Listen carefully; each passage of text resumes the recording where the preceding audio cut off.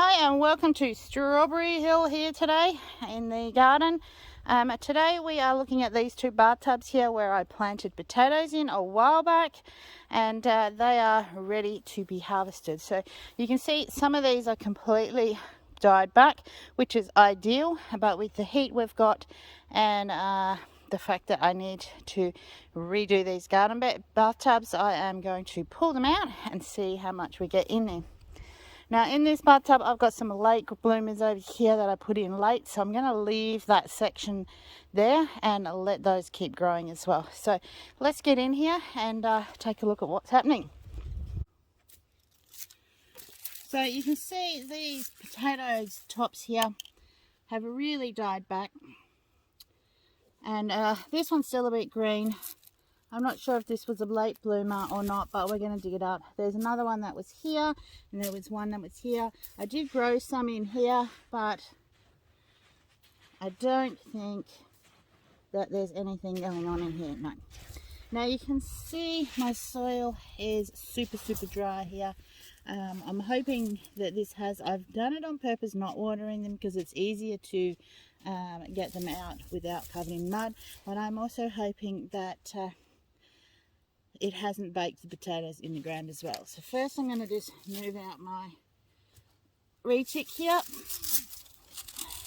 I've just used this year some soaker hoses in here that I've set up, and I've also been hand watering a little bit as well. So these bathtubs should be really quite easy to harvest around in, so I'm just going to go with my hands and dig around the plants. And you can see the potatoes coming out here. So you can see these top side potatoes here. I'll show you a little bit closer here. So you can see these top ones here. They look like they've gotten burnt a bit, either from being exposed to the sun or from the soil, because I did cover these ones up again, or due to the ground being super hot. This is the seed potato, but the potato I put in the garden. These were grown from store-bought potatoes. So you will find one of these. It's because that is where the plant started originally. Just leave him in the garden and he will compost down. So you can see there is a really nice cluster of potatoes happening here. This is what I really like about these bathtubs. It is really good to see and show how a potato plant or carrots and stuff like that grow in here, because the soil is so loose. I can pull it back and I can show you what it looks like as they grow under the ground. So I really quite enjoy growing in the bathtubs, because it does allow me to give you a lot better example of that. So here we go. So this is a nice little cluster of new potatoes. Some of them I can see here. So this one's quite soft. It has started to rot. There's another one that has started to rot just here as well. It happens. That's just the nature of the beast sometimes. And I still will get a really nice lot of potatoes out of here though, by the looks of it. So I'm going to harvest these out of here. I'm going to dig around a bit more, a little bit further away from the plant itself, just because I know that there might be some more potato plants in here. Anything that is rotten, I am going to leave in the garden bed once I've dug it up, and it will just give some more nutrients back to the garden. Now once you've pulled these out, if you don't find anything on the bottom, I've never really tried replanting them. You probably could, but I usually just get the next packet of store-bought potatoes that have sprouted and get them into the gardens. Potatoes don't generally go too deep. And there we go, there's some more into the ground. It just also depends on how deep you bury them.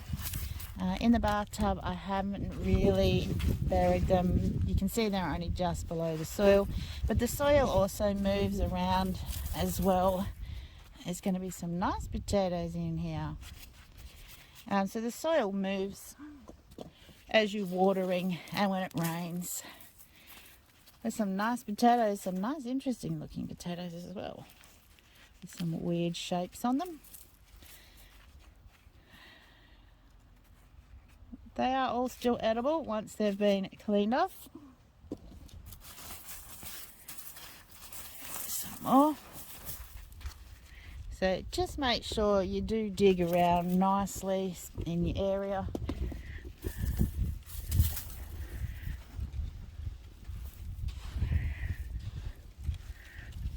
And just make sure that you haven't got any plants that have died off that you've not noticed. So this is super easy to dig into. So I'm just going to show you this couple of potatoes here. So you can see that it is green. Now this is due to the potato being exposed to the sunlight. Now it produces a chemical to ward off bugs from eating it, and that's the green indicates that that specific chemical has been produced by the plant. I cannot remember the name of the chemical, so you can Google that yourself if you want to, but this specific chemical just changes the potato colour to a green, so that it indicates, especially to us, that they've been exposed to the sunlight. Now, I wouldn't eat these two Pacific potatoes with this amount of green on it, but with a light coating of green, is generally pretty much just keeps to the skin. If you eat too much of it, it can make you sick, very, very sick. But it won't, well, potentially it won't kill you. Now, I'll eat potatoes with a slight amount of green on it, but not ones with this much. So these will just be popped back into the garden bed once I've finished potato hunting and used as nutrients, and or they will grow again next year. Potato plants absolutely amaze me.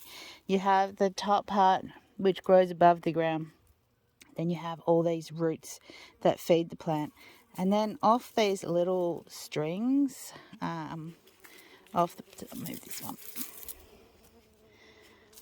one. Also off these little, like, I'm not sure what you would call them, strings or roots or what, the potatoes grow. And then that's how the potatoes get fed. And they just keep growing and growing and growing until the top of the plant dies off. And we dig it up and eat them, or we don't dig them up, and then when they're ready, they just start growing again. So it just really amazes me the way potatoes grow. They're so different to any other vegetable.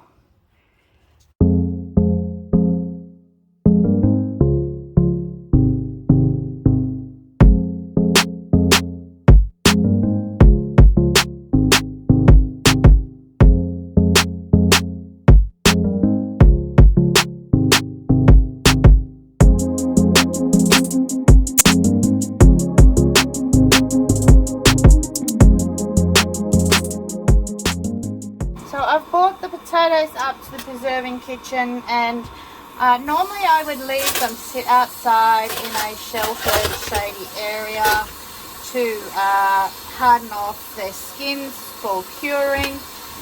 But this time this is not going to be enough to worth worrying about doing it. There'll be 2 or 3 meals in here, so I'm going to use some of these tonight, go with my meal, and then I'm going to just put the rest of them in the fridge. But first I'm going to give them a bit of a good wash off, get most of the dirt off, and then I'm going to get them put up into the fridge.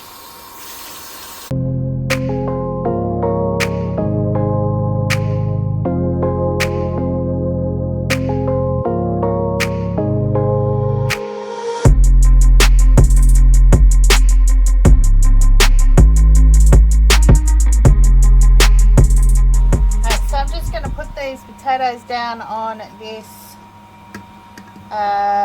dish drying cloth that mat that I use, just so that they can sit here and dry off before I take them into the fridge, so that they're no there's no water on them and moisture on them. Otherwise they may start to prematurely rot in the fridge. Hey guys, thanks for joining me here again, preserving some potatoes. Like I said, if you get a big harvest, do go ahead and cure them, just leaving them out in a cool, dry place under the shade for 7 to 10 days. Don't forget to hit the subscribe button on the top there, and there'll be some videos for you on the left here, and we'll see you again soon.